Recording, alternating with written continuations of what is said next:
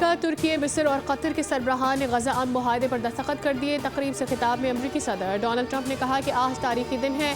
غزہ امن معاہدہ بڑی کامیابی ہے۔ دوست ممالک کے تعاون سے غزہ امن معاہدہ ممکن ہوا۔ ایسے کامیاب دن پہلے کبھی نہیں دیکھے تھے۔ غزہ امن معاہدے میں مصر کا کردار اہم ہے۔ ہم مل کر غزہ میں تعمیر نو کریں گے۔ غزہ معاہدہ سب سے مشکل کام تھا۔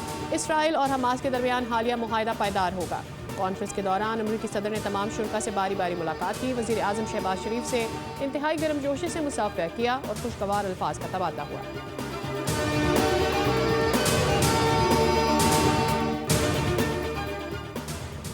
وزیر اعظم شہباز شریف نے امریکی صدر کو امن کا علم بردار قرار دیتے ہوئے کہا کہ ٹرمپ نے جنوبی ایشیا میں امن قائم کر کے لاکھوں زندگیاں بچائیں۔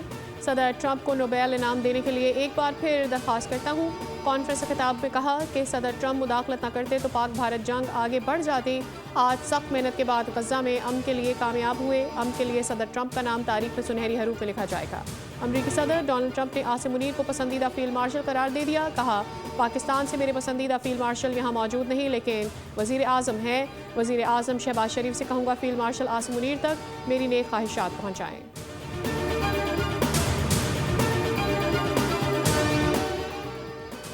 غزہ جنگ بندی معاہدے کے تحت فلسطینی مزاحمتی تنظیم حماس نے 20 زندگیاں یرغمالیوں کی رہائی کے بعد 4 مغویوں کی لاشیں بھی بین الاقوامی ریڈ کراس کمیٹی کے ذریعے اسرائیلی حکام کے حوالے کر دی۔ حماس کا کہنا ہے کہ مزید 24 اسرائیلی مغویوں کی لاشوں کی بازیابی میں وقت لگ سکتا ہے کیونکہ غزہ میں جاری بمباری کے باعث کئی تدفینی مقامات تباہ ہو چکے ہیں اور کچھ لاشیں ملبے تلے ہونے کا خدشہ ہے۔ دوسری جانب اسرائیلی جیلوں سے 1968 فلسطینی قیدی بسوں میں سوار ہو کر غزہ اور مغربی کنارے پہنچے۔ برسوں بعد اپنے پیاروں کو دیکھ کر اہل خانہ خوشی سے پھولے نہ سمائے، ایک دوسرے کو گلے لگا کر خوب پیار کیا۔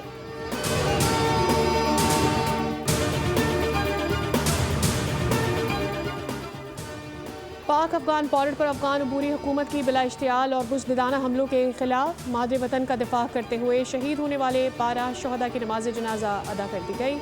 فیلڈ مارشل عاصم منیر، وفاقی وزراء، گورنر خیبر پختونخوا، اعلیٰ سول و فوجی افسروں اور شہریوں کی شرکت۔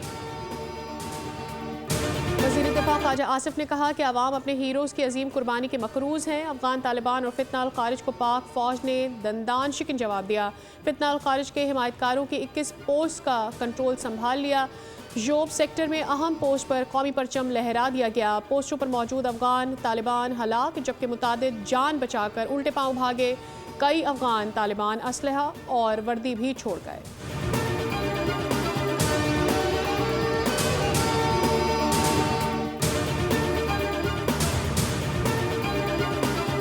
آج ملک بھر میں انٹرنیٹ سست یا جزوی طور پر معطل رہے گا۔ وجہ عالمی کیبل کنسورشیم سمندر میں موجود فائبر آپٹک کیبل کی مرمت ہے۔ ترجمان PTCL کے مطابق یہ تکنیکی کام انٹرنیٹ نیٹ ورک کی بہتری اور تسلسل کو برقرار رکھنے کے لیے ناگزیر ہے۔